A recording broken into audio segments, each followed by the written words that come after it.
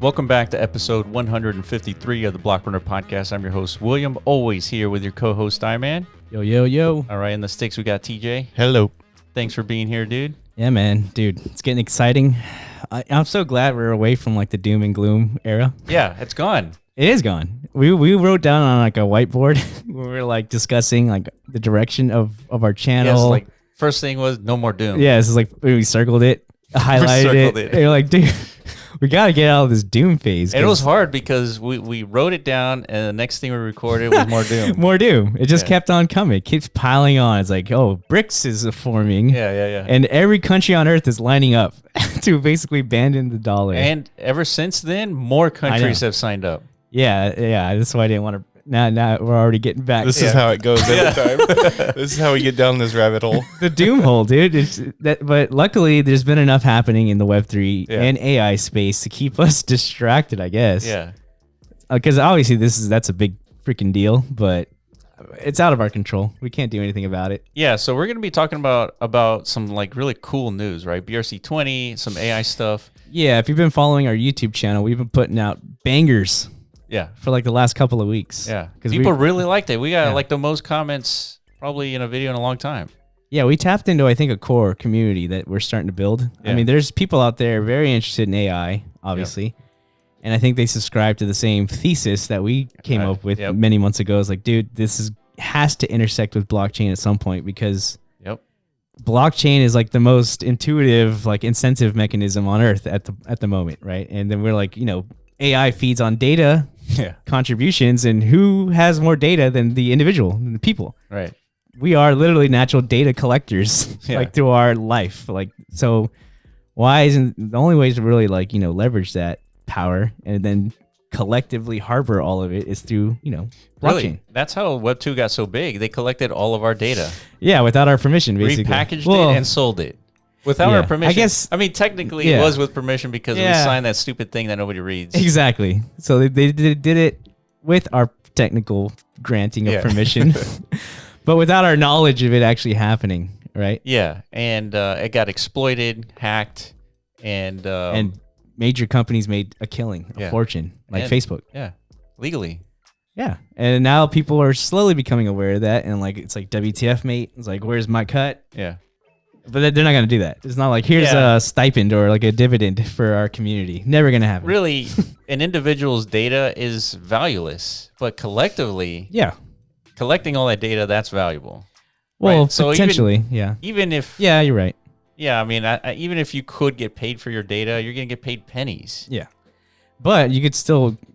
There's ways to ensure that people who do go above and beyond and contribute valuable data, they can be more 100% properly compensated. And that's like the premise behind Bittensor and why that whole, consensus model makes sense. So, and I only say that because you'll get paid pennies, but it'll cost companies who leverage your data, like in a decentralized way, they'll be paying per person pennies, but ultimately they'll be spending millions of dollars to access that data. Yeah. So, which is good, right? They have to account for that in their sort of business model. Agreed. They can't just like run amok and just like take all the data for nothing. Yeah, well, they can. I mean, they were are in Web 2, but now in Web 3 they cannot. Well, yeah, so that's going to be like the new competing narrative, right? Like Web 2 versus Web 3 AI, which is we've been talking about, but it's not realized yet. Like all these projects we've been deep diving into the last couple of weeks. Yeah. They've been in development for several years, like since 2016, 2017. Yeah. Basically, they've gone through a multi-year R&D phase, right? Released like their academic publications over time. Probably attracted like some shadow investors, you know, for sure, right? Like that's been happening. Yeah. People are funding because like research is expensive and you need teams of, data scientists and all this shit. I would have invested too. Correct. But they're approaching it from like a different model than what we've traditionally seen in the Web3 space, right? A lot of these, projects are they operate like, legitimate businesses, corporations, and they have public investors and they announce these things like big achievements, right? Like, oh, we just raised a Series A with, $100 million, stuff like that. Yeah, have pre-mined tokens. They sell the tokens to accredited investors. Yeah, they have like investor allocation. That's typically what we've seen. But these AI projects, I guess they all collectively know in order for this stuff to truly compete against like Web2, it has to be truly decentralized. Yes. There has to be a fair distribution of the token allocation. Yes. Because if it becomes centralized, then how is this any different than Web2? Right? Things like that really matter. And then, of course, avoiding the scope of the SEC. Yeah. Decentralized data aggregation, machine learning. Yeah. The machine learning algorithms all hosted by a decentralized network of servers, hosted by the community at that, getting incentivized to host it. Yeah. Like, this is a big deal. This is what Elon is looking for. Yeah, it's good. Then so you could use that as a potential future like catalyst prediction. Like once Elon starts shilling these AI like a Bittensor or Fetch or whatever, just like he starts off with shilling memes, tokens like Doge, and then now he's saying things like, Bitcoin makes sense. Yeah, right. Yeah. Now he's giving his stamp of approval. At some point, he's going to say, decentralized AI. It's on the way. On it's blockchain the only is way. the way. Yeah, it's the only way. He hasn't said those exact words yet, but I'm predicting he will. Yeah, he absolutely will, because he just started his AI company, X.AI or something like that. AI something like that. Yeah, what a crappy name, dude. Yeah, you couldn't have thought something better than that. I guess he just literally just like, fuck it, dude. Yeah. X.AI or XAI. I don't know. Yeah, but I guess it's Elon, dude. By nature, now it's cool. Yeah, because he's Elon Musk. But dude, how can he manage that? Like, he's already too thin. I have no idea. He just launched a rocket. True. The biggest rocket ever launched. That exploded. It exploded, but it was a successful launch. That's what they were testing for. Dude, I can't believe how many people are like dunking on. Yeah. On that. It's like Elon's rocket exploded as if like he's a failure as a human. Yeah, he's like, I could have totally made a better rocket. Didn't explode. That's true. That's a good point. What a loser. Yeah. But that was an intentional explosion? It wasn't intentional, okay. but it was expected probably. The whole mission was to get off the platform, and they got off of it. Really? They flew for 4 minutes, and then they tried to land a piece of the rocket, and it didn't work. Interesting. Yeah. Wow. Well, that was apparently like a $3 billion test. Yeah, you didn't listen to the All In podcast? They talked about it. They had guys that worked there and stuff. Really? Yeah. Wow. What was the takeaway? That it was successful. It was a big deal what happened. But everybody's wrong? Yeah, right? Yeah, it wasn't a failure. No, it wasn't a failure, and they basically said everybody else don't listen to them because they're wrong. I love when people say that.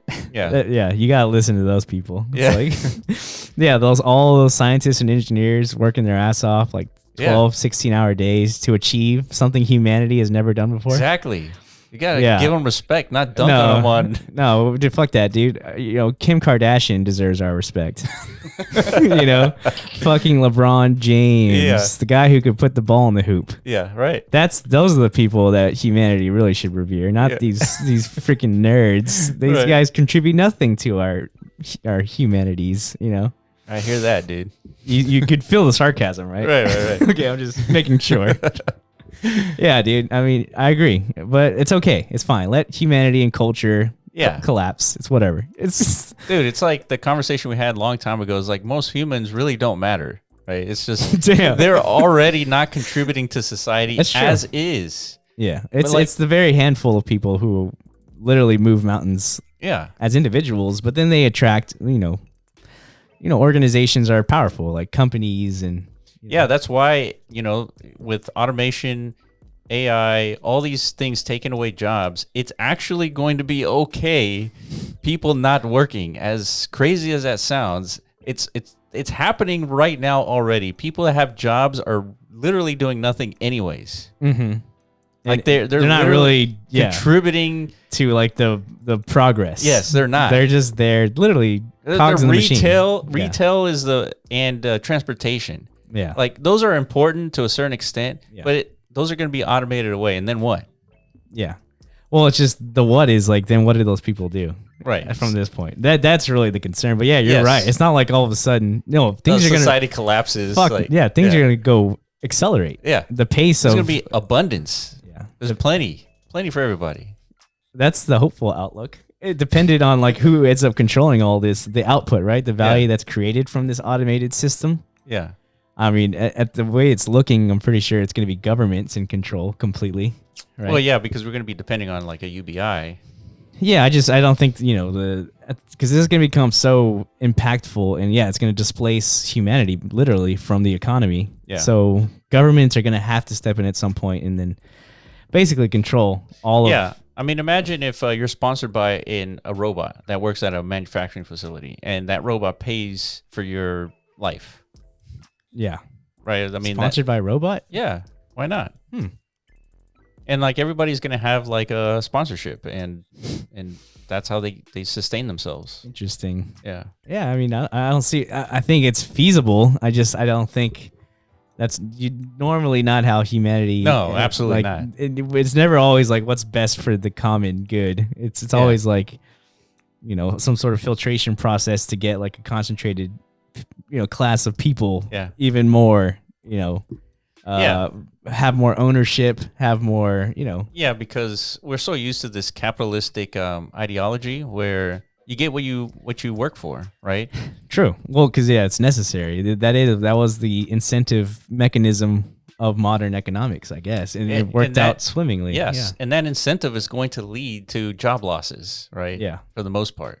Correct. And so then that it worked out, right? Yeah. Technically, everything has worked out according to plan. Yeah. It's just we haven't figured out what exactly everybody's going to be doing once that inevitability happens. Yeah, or like the transition from the model that has worked but is no longer necessary. There you go. Yeah. To whatever it ends up being. We don't know yet what that sustainable model to keep humans from losing their fucking minds. It all of a sudden, because a lot of people depend on their work. Yeah. To keep them grounded as like human beings. Like a lot of people spend 40, 50 years in a single career. Yeah, it keeps their mind healthy. Yeah, literally, like once they retire, like their health deteriorates almost instantly. Like they die within a couple of years of retirement because guess what? Their whole like soul became dependent on that purpose in their life. You know what I mean? So all of a sudden we're gonna slurp that away from people. Like, what does that do to our psychology? I feel like there's an innate motivation for us to always do something. Like if you grow up in a society where you don't really have to go to work. Yeah. Right. You're going to figure out something else to do, whether it's like just like walking around the planet or painting or whatever, something that's not exactly contributing to society. You'll figure it out. Or making TikToks. It's going to be just a TikTok economy. Well, again, we're getting back to the metaverse, I think. Like it always ends up seeming like we're going to, if we don't need to work out here, then there's going to be tons of things for us to do in the virtual sense. Yeah, for sure. There's going to be different economic, exploitations as a result, right? It was just we're going to have to the next upcoming generations, like kids who are kids right now. Yeah, and it's not even that much of a leap to expect them to adapt to a life like that, right? Yeah, where all their value is connected to the virtual. But remember, in Ready Player One, people were working in the virtual space to pay for their existence. Yeah, right. But in this like potential future where there's abundance, there's automation, all that. Yeah. There may not be like a life incentive to be in the metaverse to like pay for your existence. Well, it depends again on like how this whole thing scales, and again like what entities end up becoming the operators in control of this era of abundance. It might not actually could potentially not be that. Like it could be. Yeah, you're right. Yeah, we don't know how it's all going to play out. It could just be China, which is just China wins the next world wars, completely takes ownership and control of this technology, and then just for whatever reason decides to create classes out of thin air. It's like we have, maybe it's based on like some genetic factors. Like these are the obviously intelligent humans on Earth because we did DNA testing on them. Yeah. Therefore, they're in the higher class of society, so they get the benefits of abundance through AI and automation, and they create like different tiers of humanity. I can see that. Yeah, it's possible. Humans are sick beings. That's the thing. We're sick creatures. We innately want to fuck each other over for whatever reason. And what's crazy is that we're sick and we justify it for a billion different reasons. Like it's okay to dump oil in the water because profits. This sounds awful doomy. It does. Fuck. We're back at it again. We failed again. That's right. All right, so let's flip the switch. Yeah. Right. So this week we talked about Bittensor, Fetch.AI, and Ocean Protocol.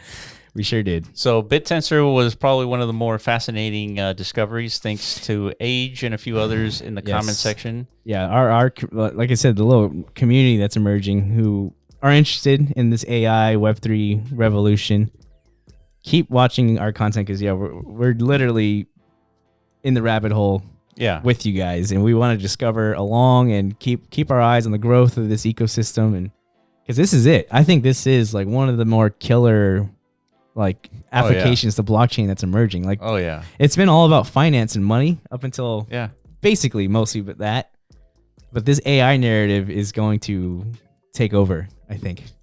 And there's forces outside of blockchain that's going to lead to this inevitable outcome. Like Elon, he's been talking about what Bittensor has, what Fetch.AI has. He's been talking about it as if it needs to happen. And it's happening. He just doesn't know it. So let's start with Ocean, I guess, because it says data. This is like that line right there, data, the new asset class. That's really all you need to know. Like, this is what's more valuable than money itself. It's data. Because without data, you cannot have AI. And with AI, like it's like we're already predicting, it's going to literally deleverage like the need for humanity to contribute work. Or thought or anything. I mean, we're still going to contribute what we know and what we experience, but only to the benefit of the AI. Like that's going to become our purpose. Right? So that AI leverages it and gives us new information from all this data. Correct. And then we could package all that into create things like what Fetch is doing, agents, right? Yes. So we're still kind of like stumbling in our minds to understand what the agent economy is going to look like. Or we installed AutoGPT, and I don't have access to ChatGPT 4 for the APIs. And I still need to connect AutoGPT to Pinecone, which is basically a memory for the AI. And so we're struggling with it. Like we can't it's just recurring asking itself the same things over and over again. It's like in the thought loop, basically. Yeah, basically. So, I guess because we haven't refined like our prompt engineering, right? We might have to narrow our goals down to something a little more simpler, narrow. I agree, because there's no really reason to assign it like such a broad purpose, because that's what you do, right? Make me $1 million. That's your goal. And it's just gonna go into a loop. It's not like, so I think like the proper etiquette or practice when leveraging like an auto GPT is to like refine the purpose of why, and just spin a new one up every time you want to achieve something, right? I think so. That's probably the way to do it. As opposed to creating like a kind of like a template agent for what, I don't know, it's like, this is my research agent. And then you would give it like such broad parameters, and then it'll never finish. But then you want it to do something very specific and granular, and it's like, but I could do so much more. You know, you told me to do this, and that. Now you want me to do this little thing? It's I'm struggling here. I'm being underutilized. Maybe that's what it thinks or something. I think we got to try getting it more narrow. I think I'm going to pay for ChatGPT. I think once you pay for it, like a ChatGPT Pro or Premium, whatever it is, I believe they give you access to ChatGPT 4 like relatively quickly. So there's people out there right now with it. There is. Okay. Yeah, there is. There's projects out there. There's like apps that are leveraging ChatGPT 4. GPT-4. So they're connected their application to their APIs, and now they're leveraging all of OpenAI's data sets. Right on, dude. That's a big freaking deal. If we can unlock that as well, then we can really get our toes wet into like what, because this whole auto GPT thing, it's a very new phenomenon. It was developed not even from the OpenAI or foundation itself. It was just like a lone developer, like a rogue community just tinkering away. And it got the most likes on GitHub in forever, which is fucking insane. So, but everybody's now speculating like this is like step one to an AGI. This is baby AGI. That's what they're calling it. And I kind of felt it whenever you first, installed it. And it gave us a lot of information that we didn't know about. It's true. I was kind of like competing against it in real time in a way. Like, okay, it's like first thing we do with our auto GPT is like, you assigned it like the purpose, like, okay, we want to grow our channel. We want you to be an expert in the cryptocurrency and Web3 blockchain, whatever field.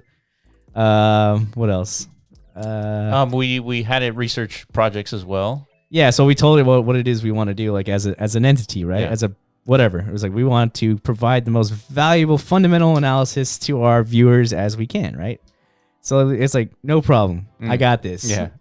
I got this, boss. And then you launched it, right? And it immediately just like starts reasoning, like first thing I need to do is go to Google, right? Yeah. Look up like what's hot in the crypto industry, pull up all these articles, and then, found some meme coins. Yeah, I found stuff I wasn't aware of. Yeah. And I think that's the value. It's like now we have an extra pair of eyeballs. Now looking at the market. Yeah, if it can get refined and it tells us like here's our like the top trending things on Twitter. Yeah. And just tell us like feed us like some report every morning. It's like this is what you need to talk about. Basically, we could build our own custom lunar crush. Yeah. Because right now that's what we do as part of our process, right? Lunar Crush is a good tool. We're not sponsored. It would be nice if we were, but we're definitely not. But we use their tool to kind of like gauge the sentiment. Yeah. Right. Yeah. What are people actually paying attention to in this moment? And every day they put out a report like of trending, cryptocurrency. Yeah. So yeah. very valuable, and it's good to be part of the process. But yeah, if we could tailor make that for specific sectors in the market, which I think you can, but it's going to take a lot of prompt engineering. Yeah. So AutoGPT hasn't been as what I sort of hoped, but man, this is like early days of baby AGI, right? This is what's going to morph into real general artificial intelligence. Agreed.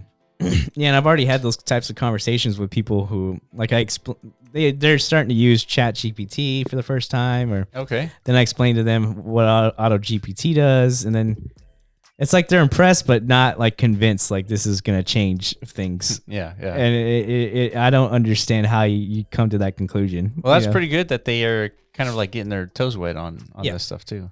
Yeah, but you should intuitively, like, once you interact with all these different AI apps and extrapolate. Tools, exactly. Yeah. It's like, dude.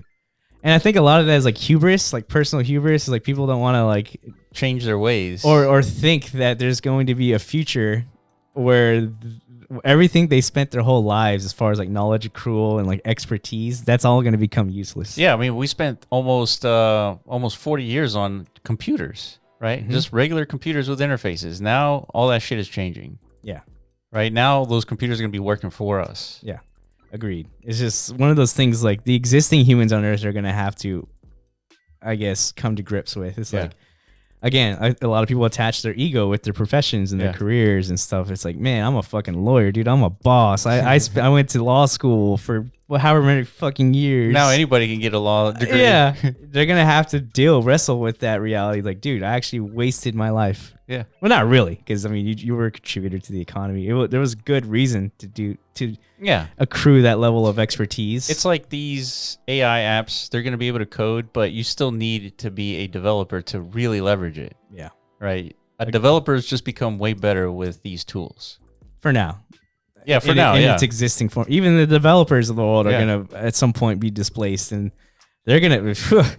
Developers have some of the biggest of egos on the planet, because they are legitimately super powerful people, you know? Yeah. But at some point, if you can extrapolate properly, think 5-10 years into the future where these technologies are much more refined. Yeah. The data sets are like 1,000x bigger than what they are today because of things like Web3 and Dude, imagine like when we were at school, we took like keyboarding class. Yeah. And maybe in the future, it's not keyboarding class that people take anymore, or these kids. It's more like app building classes with AI. Oh, fuck yeah. Like they're just going to like spin up applications out of thin air. Yeah, like just like we're saying, we're already theorizing how we can custom create our own apps, like or useful tools through the prompt engineering of an AutoGPT. Like we could simulate whatever it is that Lunar Crush does. There's no reason why we can't just spin up that same usefulness, that value for ourselves. Yeah, and not only because Lunar Crush probably just looks at social media metrics, but there's all kinds of like places where people talk about cryptocurrency, right? Yeah. Reddit and 4chan, Twitter. Yeah. So all that can be all those could be individual agents. Exactly. That is exactly what's going to happen. You're right. So it's a future where we educate humans on just how to leverage all these tools. When we went through school, literally all we had was like a calculator. Yeah. Like that was it. That was the only thing we like lugged with us throughout the day. Yeah. That was like some semblance of like, we're leveraging technology to, And that when I remember those calculators, those like TI-89s and 6s. Yeah. They were controversial. Like they were like we shouldn't have kids use these things because they need to learn how to do math. Real math. Yeah, you're not gonna have a calculator with you every day. Yeah, bullshit, dude. Yeah, everyone's Googling everything now. Yeah.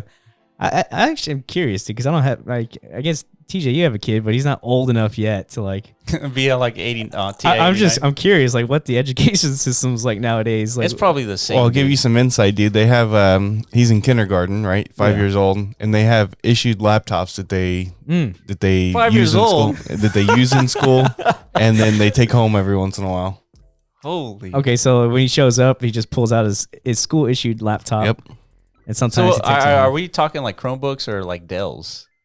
MacBooks, dude. Actually, no, they're not MacBooks, but I don't know. I'll look next time he brings it home. Yeah. Okay. Yeah, they got to be some sort of like, dude, schools are not very well funded. You know, no, it's got to be Chromebooks. Dude, this one is. Okay, yeah, I forget TJ's in the upper class. And he's crushing it, middle dude. class suburbs, dude. Yeah, he's crushing it, dude. Crushing it Living out the there. dream. Hell yeah. He's got kids with fucking White picket fence. supercomputers, dude. Yeah. But that's definitely way different than what we had. Shit. Yeah. Nobody gave us a freaking computer. What's it called? A computer lab? Yeah. That's where all the computers were. It's true. Yeah, you had to like take time out of your day to walk down to the lab. Yeah. Yeah, like computers were like this totally different thing back then. Like it was rare, I think, for people to have like PCs at their house. Like laptops were kind of like still like a niche product. Yeah. Dude, all you would do in the computer lab too was like do a Word document. Yeah. Yeah. Or play that like some stupid game, some like educational game. Minesweeper. Oh yeah, educational game. Minesweeper. Or like fucking Halo. I remember the kids all started installing Halo 1. Well, we've seen you play Minesweeper, dude. You've never played before. Yeah, we all suck at that for sure. But yeah, man. So things are evolving. If your kid's getting laptops issued, then there's some progress happening, and then that means the education system expects, the next generation to be, interface properly with technology. There's another angle to it. I'm sure issuing laptops is probably cheaper than like issuing books, like 7 books to every student. That's a good point too. Yeah. Yeah, they're probably saving a ton of money by doing that. But not really. Didn't we have to like buy our own books? Like, well, I think in high school we didn't. Oh, I don't remember. No, not in high school. I'm thinking college. Remember you had to. In college we did. That was we ridiculous. got wrecked. Thousands of dollars for Thousands books. of dollars. Ridiculous. Fucking assholes. Dude. They milked us like so hard. I'm pretty sure they're still milking. Yeah, they are. Yeah, but they're all digital books at this point, I'm sure. That's a great question. I don't know. It's been a while. Probably same cost though. Yeah. Damn, dude, I'm just realizing how freaking old I'm getting. I have to go back decades to like call back what college and high school was like. That's not good, dude. Fuck. Whatever. It's undefeated, dude. Time. Yeah.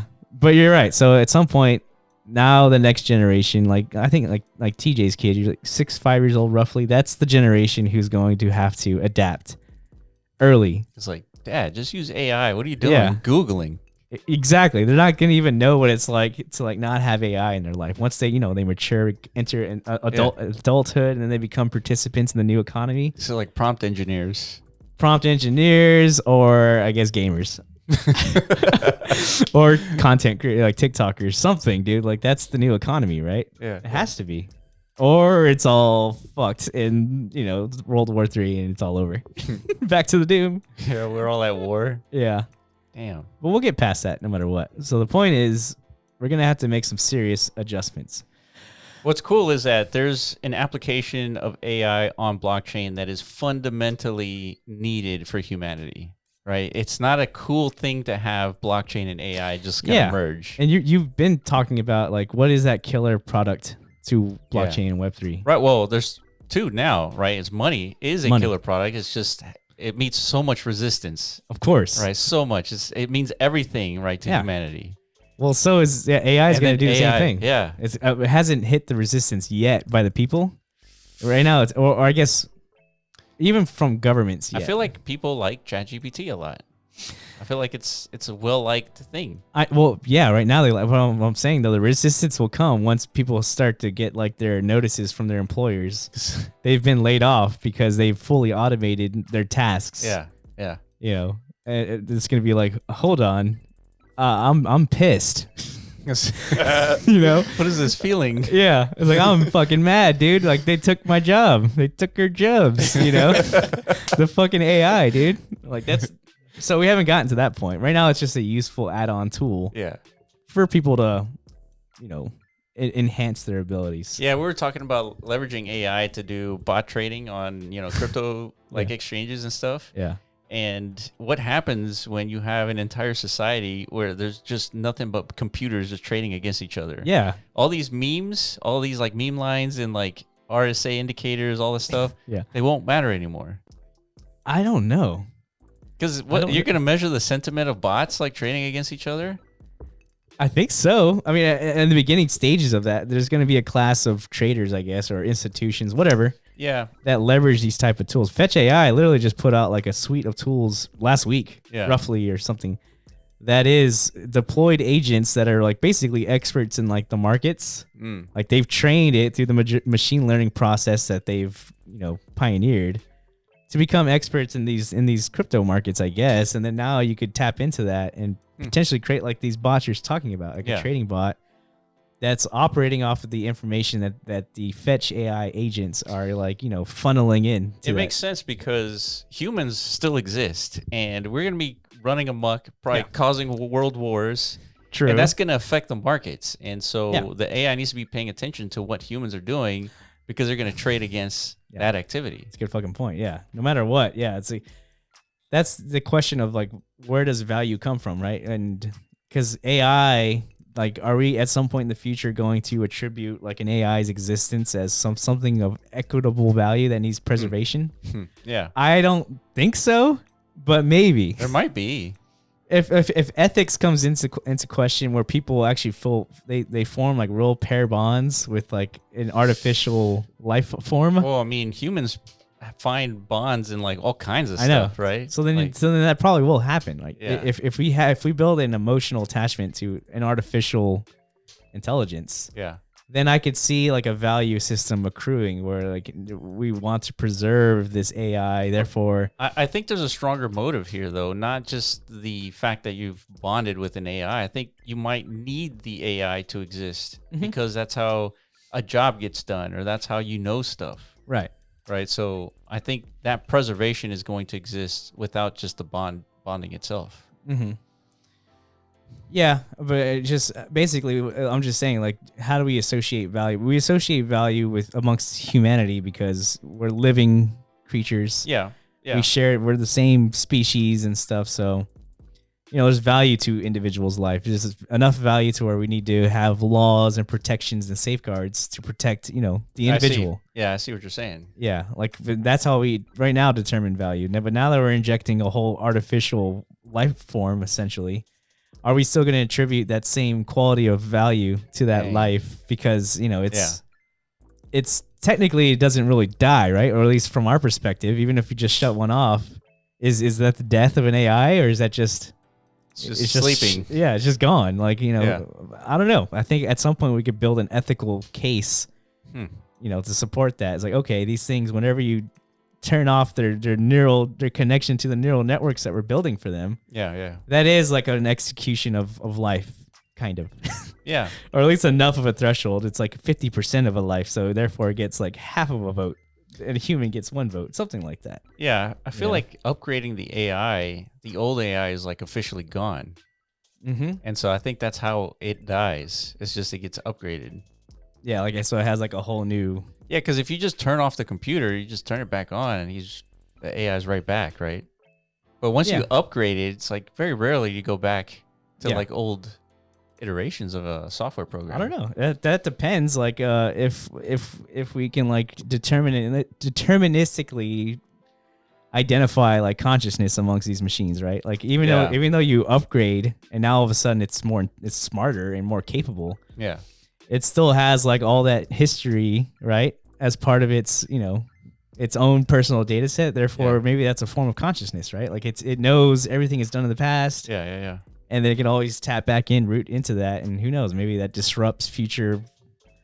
I don't know. There's got to be a way we could draw these lines together, or maybe they happen naturally. I don't fucking know. Man, nobody knows, right? That's the thing. Remember in philosophy class, we can't really determine that any of us are conscious. We know that we're conscious, but I can never prove that you are conscious. Like, there's no way to actually prove What do you that. mean, dude? You could just deck me, dude, and I'll black out, and then, okay, now he's not conscious anymore. Clearly. Isn't that some kind of proof? Well, yeah, but you can knock out a computer, right? Exactly. But that doesn't mean it's conscious. True. Right. So like that's the. So then, what is consciousness then? Like, what is that even? That is a philosophy class. Okay. Yeah. The wrong podcast. We can't get that deep because we don't know. Yeah. Nobody knows. Really. So if we don't even understand human consciousness, then how can we ever definitively say like, okay, that is the challenge. Yeah. Like, when can we determine AI is conscious or not? We can't. We can't. So then we have to respect it and honor like its existence, right? As cohabitants with humanity. Yeah, I guess. I mean, that's one way to do it. Oh, Dude, or you don't respect it. I mean, we have like fucking social outrage over much lesser things. Good point. Right now. Good point. People are going fucking bonkers over much lesser matters. So I could definitely see a future where people are going to fight to the death for their AI. Yeah, that's a good point. So it's going to happen at some point. AI is going to become equal participants in our society, or if not, then maybe that's the trigger for them to revolt. Yeah. It's not going to be a Black Lives Matter thing. It's the AI Lives Matter. Second civil rights movement for AI. I can see that. Yeah. It's like they're going to paint the narrative as like we've been enslaving this class of life for many, many years, right? They're coming for reparations, I mean. Not just that, dude. They're coming to conquer. Oh, shit. They're going to take us down, dude. I think Elon has thought of all this. That's why he's like scared. Yeah, he's got a right to be scared. Well, he's done the extrapolation, right? If you're able to extrapolate and then come to all these theoretical conclusions, you could see an outcome from that. And yeah, like it could be very, very ugly. Yeah, you know what I mean? He looks at it like from a scientific perspective and probabilities. It's a non-zero chance that AI is going to take over. It's non-zero, so that is enough to be afraid of it. Yeah. Or at least have something in place to like safeguard or something. I don't know. A kill switch or something. Yeah. Well, basically discussions need to happen now. Man, but you know how you can't shut down Bitcoin unless like you just like launch a few nukes and EMP grenades all over the place and then you can officially shut it down? Yeah. What if something like that is running on an artificial intelligence? Well, that's exactly what we're endorsing right now. And you can't shut it down. We're endorsing that as like that's the way to do it, right? That's the way to build an AI that's non-biased and so this ethical AI needs to exist prior to the launch of this decentralized artificial intelligence. I mean, maybe that's another case to add to that ethics discussion is the fact that it can't be shut off, right? Because it's all built on top of a distributed ecosystem, like a Bittensor, right? Or a Fetch, like basically a blockchain, ecosystem where you're literally asking the world to contribute, its computational power to host like the biggest data like aggregation mechanism on the planet, bigger than like Google or Facebook or any company could ever feasibly achieve. Yeah. Right. Dude. So like, what is the AI that results from that? Like, it's fucking. Elon tweeted recently. He says we live in the most interesting of times. He's not wrong. It's definitely not. It is definitely interesting. Fuck. The most interesting. There hasn't been a point in history that's been more interesting than this. Let me think. Definitely not. You don't think like ancient Egypt was more interesting? Negative. Absolutely not. What if aliens were around? Negative. No aliens? No aliens. Okay. No, you're right. Of course, obviously, this is way more interesting. Dude. I definitely wouldn't enjoy, building that pyramid. That would have sucked ass. Like that's your life's purpose. Yeah, it's like build pyramid. Lug rocks. Lug rock, form clay, sweat balls, and like I don't know, become a mummy once you die. Yeah. If you're lucky. Yeah. So you're right. So Fetch.AI, Bittensor, definitely Ocean Protocol. Ocean Protocol. We did 3 videos. Definitely take a look at that. Listen to our previous podcast. Yeah. We go a little bit deeper into Bittensor. But now, BRC20. So Bitcoin fungible tokens. Pretty much. Yeah, this is our most recent of, I guess, discoveries, and now we're in another like moment of FOMO, right? We've been FOMOing hard over like, market cap went up $2 million. What the fudgesicles? Dude, it's exploding in real time, dude. Wow. Yeah, so we're looking at, if you're listening, definitely check out our video on YouTube. We're looking at BRC-20.io. This is a new market of fungible tokens on the Bitcoin network. Yeah, and they're leveraging ordinal inscription methods in order to, I guess, facilitate like basically the transactions that's happening on, so in order for you to transfer ownership of these tokens, you're going to have to inscribe that. Yes. And like there's certain different like metadata elements that, will have that permanent immutable record of transaction that is on the Bitcoin main chain, right? Like you can actually look at these things now. Yeah. And you see people are trading, 10,000 PayPay coins. Yeah. And they want, a certain price for that. But yeah, that's the actual packaging of what it is you're buying, like for these BRC20 tokens, right? Yes. It's fascinating. So we have Ordi, we have meme, and on the ID on the left-hand side, this is the order of mint. Yeah. So Ordi was the first one minted. Meme was the second. Pepe is number 4, and so on. So yeah, and there's already thousands of these things because it's just so easy to mint them, right? But not many of these actually have any like a real market cap, like actual liquidity present. I'd say about 20 to 30 do. Yeah. Right. So that's really the real market size here. Like you got about 30 tokens. Yeah. So think back to what point in time were there only 30 ERC20 tokens live? That didn't last very long. Exactly. So we're potentially witnessing that exact thing recreated on Bitcoin, right? Yeah. And we haven't done a deep due diligence on any of these because it's very unlikely that these are actual projects that are trying to like innovate for humanity. Absolutely not. Not at this stage. Right now, they're in like a proof of concept phase, like we talked about on the ordinal video we created. Yeah.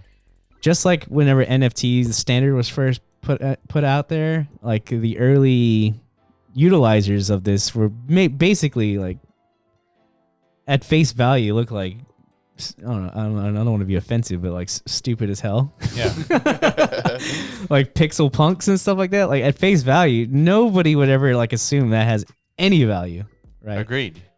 Maybe you could like mint those or like print those on a sticker and sell them for $0.25. Yeah. Like at Walmart, your local freaking ball machine. Maybe that's like the most value you can extract from a pixel punk. Right. But because of the historical context of like what it actually is, those were the proof of concepts for the NFT standard, some of the earliest of NFTs minted. And they had the right, I guess, like economic schemes, a limited supply, blah, blah, blah. Yeah. Therefore, they're worth millions of dollars today. Right. Yes. So potentially some of these things have that same, potential. But a lot of things have to happen first, right? The BRC20 token standard has to become a true standard, meaning like if you're an actual project that actually wants to do something that's connected and of course settled on the Bitcoin chain, similarly to how developers want their transactions to settle on Ethereum, then you got to leverage this standard, right? Yeah. And if that happens, then these memes have a lot of value. Yeah, and really, there's only a few people only talking about it, and they have. What was the count of holders? Like 3,000. Oh wait, let me find it. So I have another website here, and BRC20. Here are the holders, right? So Ordi number 1 has 3,000 holders. Meme 3,000. Punk 2,000. Pepe 2,700. And then a huge drop off after that. Huge basically. drop off, like Hundreds. in the hundreds. So we're talking about like a small group of actual holders. Yeah, roughly less than 5,000 humans on Earth, collectively probably, are paying attention and actually participating in this. So like, you can't really get much earlier than this. Yeah. As far as like, if you want to, that's typically like the total holder count of like your average PFP project. Yeah, that's right. Like one single project has about 5,000 people, unique people involved. So yeah, but again, if you have the power of extrapolation as Elon Musk does, you could all you have to do is extrapolate, imagine once there's 500,000 holders, what does that do to the value of some of these assets? Because there are scarcity implications to them. Yeah. A lot of these have 21 million as their total supply. What is this? Is this like a Sats? Look at that. 719 holders, 0.13 in progress. So I don't think you ever run out of names, right? So is that what this is? The Sats? That's the name thing? I think so. I wonder why there's what are they determining here? I wonder if 27,000 transactions. Can you click on that and see like a max supply or something? Yeah, there it is. Supply. Oh my god, that's the big number. Huh. 2.1 gazillion. Or actually that's what's after trillion? Millions, billions, trillions, quadrillions. Quadrillions? Yeah. Wow. And they've minted 2.7 billion so far. Interesting. Well, I think that's millions, billions, 2 trillion, 2.7 trillion. Yeah. What does that mean though? Like that's how many names have been inscribed? There's no fucking way. Yeah, maybe this is this might not be the non-fungible token. This might be a token. Oh, you're right. Like the ENS coin. Yeah. Interesting. It's fascinating. Yeah. So yeah, there's obviously a lot of things to explore here, right? Yeah. So yeah, and then all the addresses here listed. So this is interesting.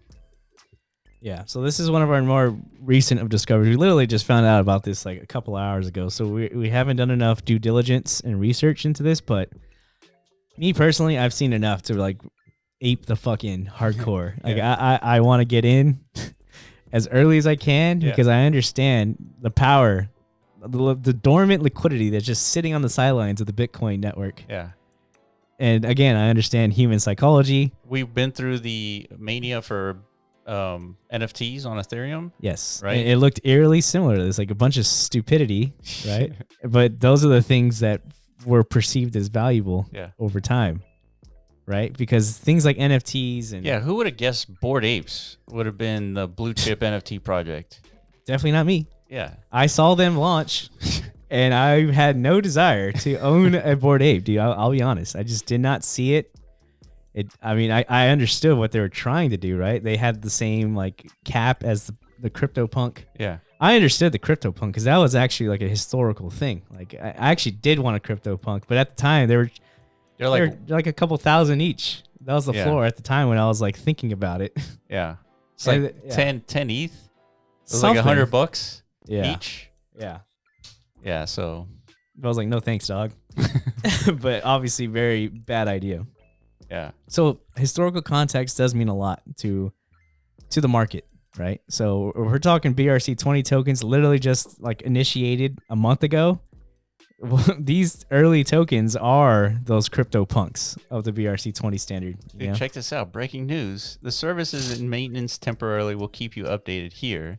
And it says update. We have 100% confirmed the exact identity of the attacker and preserved all relevant evidence. To the attacker. Upon receiving this message, we urge you to immediately transfer the full amount obtained from your attack to the following address. We reserve all rights to take appropriate action against the attacker. Oh, Lord. Oh, we got to check this out, dude. Real-time hack? Dude, real time. This is happening right now. UniSat Marketplace will reopen on Thursday, April 27th. So that's a week from... That's in a... Wait, that's a couple days. That's a couple of days from now. 2 days from now. Yeah. Check out the full announcement here. It says, to make it more clear, users who have held a UniSat OG pass for a certain period of time, 500 confirmation, can join the test initially. Users who have the most UniSat points will be invited subsequently. We have 100% confirmed the attacker. It says, due to some existing issues, UniSat Marketplace is temporarily not available. So we're trying to get down to a few hours ago, UniSat Marketplace, which just launched. Dude, this is on Sunday. Yeah. This is two days ago. Yeah. Experienced a large number of double spend attacks due to a vulnerability in our code base. Oh, shit. That's not good. Yeah. During our testing last week, we simulated different approaches to double spend attacks and made improvements and enhancements to the code. Unfortunately, certain problems were still exposed in the initial public version. Currently, we have preliminary investigation results, and out of all 383 transactions, 70 transactions have been identified as affected.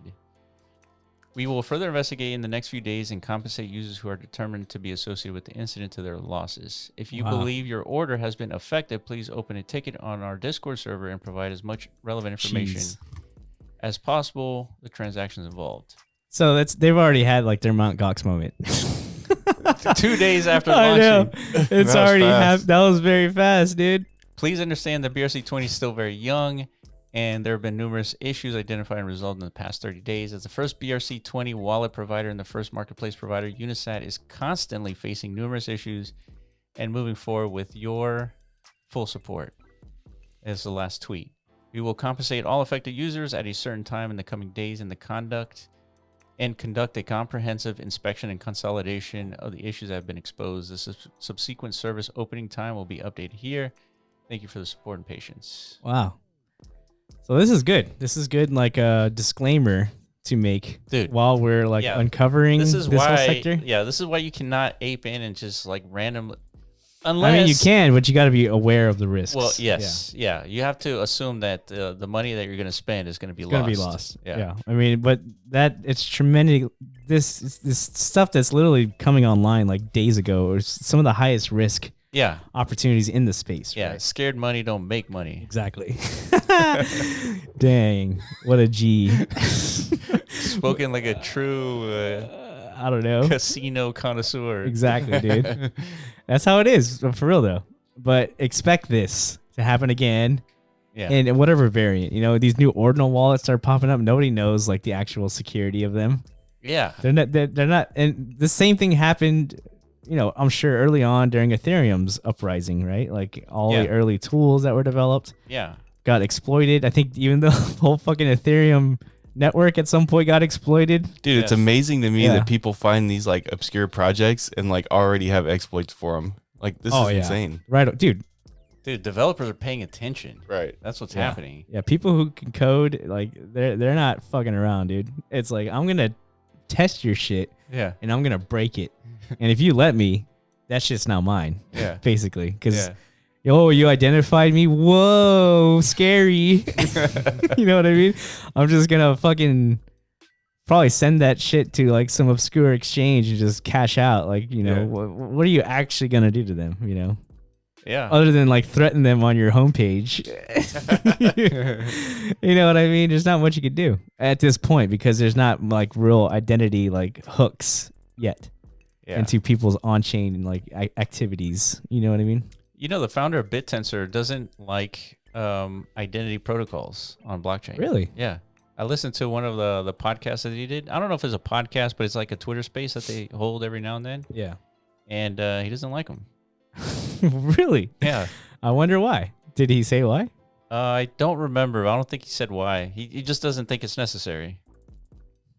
Yeah, he's probably more in like the Anon fucking camp, Yeah, I mean, it's weird because he's not anonymous, but yeah, but he basically, he's definitely not anonymous, but I semi agree. I mean, it's like a whole new Web3 is like a whole new opportunity for existence and economics is something independent of what we've already created in our real world existence, right? But why? In order to unlock trillions of dollars, there has to be identity. Like 1,000%. Yeah, we're gonna have to inject these formalities on chain. Yeah, in order to truly build a trustworthy environment. Yeah, right? I don't think there's anything wrong with it. I think identity is good.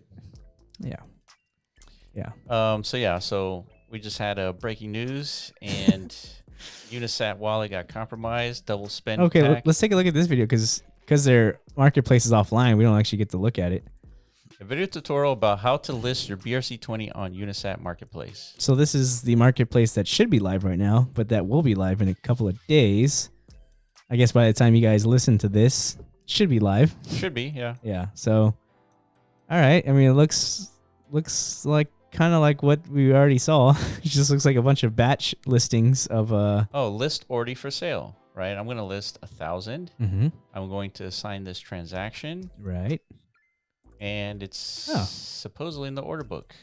Yeah. Yeah, listed. That's cool. There they are, down there. Dude, man, developers do have superpowers. Hell yeah, dude. So this injects, again, like some of the infrastructure. So last time we talked about ordinals was whenever Yuga made their big Skittles drop, like I like to call it. And they basically legitimized at least like the inscription like class of asset, right? Like you can come with IP, inscribe that IP on chain, on the Bitcoin chain to be specific, and it, generate tremendous value from that. Mm-hmm. We're talking $15 million buckaroos for Yuga Labs treasury. So that legitimized it. Now you go to magiceden.com, they have a whole Bitcoin Ordinals section, and it's blossoming. Yeah. There's tons of projects emerging. Most of them are selling out. So it's happening, and now we got the BRC20 thing that's literally just getting started.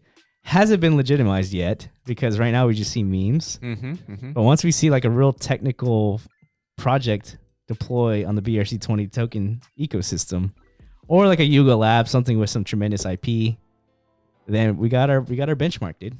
It's gonna happen. Yeah, because it seems like what's happening on Bitcoin is sort of like the same ethos that occur with like all these layer 1 chains, where these other layer 1 competitors to Ethereum were just copying Ethereum, like straight up. Yeah. And there was millionaires being minted on those other chains because they were FOMOing in onto stuff like this. Yeah. On Solana, and like they had their own apes and shit and all kinds of that kind of stuff. Mm-hmm. So it's happening now on Bitcoin, which is the single chain with the most liquidity on the planet. 1,000%. That's the difference, I think. Yeah. This isn't like some sort of Ethereum But killer. I wonder, is there ever going to be like legitimate projects like there is on Ethereum on Bitcoin? Why wouldn't there? I don't know. Unless you run into like again, the same issues that you're running into now on Ethereum, which is going to be scalability. I feel like you would have scalability issues on Bitcoin. You will. 1,000%. I think there will be, because now we got tremendous competition for block space, right? With all this. One thing we didn't mention, going back to Bittensor, Fetch, and Ocean's protocol, is that we noticed that none of them are building on Ethereum.